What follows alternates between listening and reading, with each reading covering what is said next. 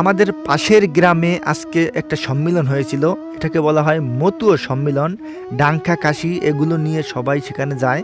তো আমাদের গ্রামের দলও সেখানে গেছে, তো সেই দলের সাথে আজকে আমিও গিয়েছি। দেখুন এই যে হচ্ছে আমাদের গ্রামের দল, সবার হাতে ডাংখা কাশি কারা সেগুলো নিয়ে বাজাতে বাজাতে তারা সেই সম্মিলনের দিকে যাচ্ছে।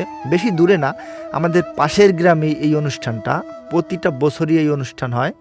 তো সেদিকে যাচ্ছি আমরা সবাই। দেখুন কত মানুষ হয়েছে। খালের ওপারে যেহেতু অনুষ্ঠানটা, তাই খাল পার হয়ে যেতে হয়। আর খাল পার হওয়ার জন্য বাঁশ দিয়ে সাঁকো বা চার যেটাই বলেন সেটা তৈরি করে দিয়েছে, এবং মোটা সাঁকো হয়, এখান দিয়ে যেতে কোনো অসুবিধা হচ্ছিল না। সবাই সেই সাঁকো পার হয়ে যাচ্ছিল। তো আমি আগে আগে সেই চারটি পার হয়ে ওপারে গেলাম একটু ভিডিও করার জন্য। অনেকে আমাদের অঞ্চলে চার বা সাঁকো দেখে কমেন্ট করে, দাদা কিভাবে পার হও, প্রতিনিয়ত এই সাঁকো পার হও, পড়ে যাওয়ার ভয় নেই, মানে অনেক কথা। আসলে আমাদের অভ্যাস হয়ে গেছে, এটা আমাদের কাছে কোনো ব্যাপার না।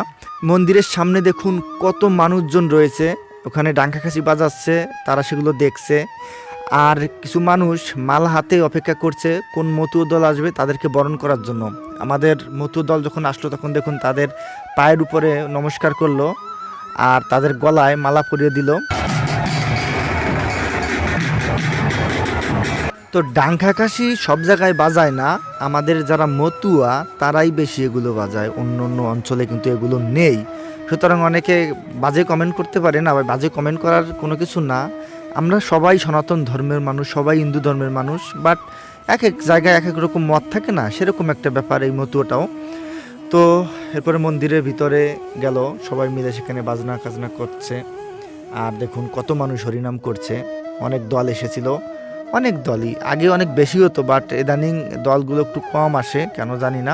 তো মন্দিরটির চারপাশে ঘুরলাম এবং যারা যারা আসছে প্রত্যেককে একটু ভিডিও করার চেষ্টা করলাম। অনেকেই আসছে, এদের মধ্যে তো আর সবাইকে চিনি না, যাদেরকে চিনি তাদের সাথে দেখা হলো, কথা হলো। আর ডাংখা কাশি বাজনা দেখলাম, আপনারা দেখতেছেন। যত দলই আসুক প্রত্যেকটি দলকেই তারা বরণ করে এবং মালা দেয়, এরপরে মন্দিরে নিয়ে আসে। এরপরে গেলাম একটু মেলার ভিতরে, মেলায় কি কি আসছে, কি দোকান আসছে সেগুলো একটু আপনাদের দেখানোর চেষ্টা করি। আর গ্রামের মেলায় কি আসবে সেটা তো জানেন, চানাচুর, এরপরে চটপটি, জিলাপির দোকান, কসমেটিক, বাচ্চাদের কয়েকটা খেলনার দোকান, এইগুলো ছাড়া আর কি আসবে? গ্রামের মানুষ আর কি কিনবে?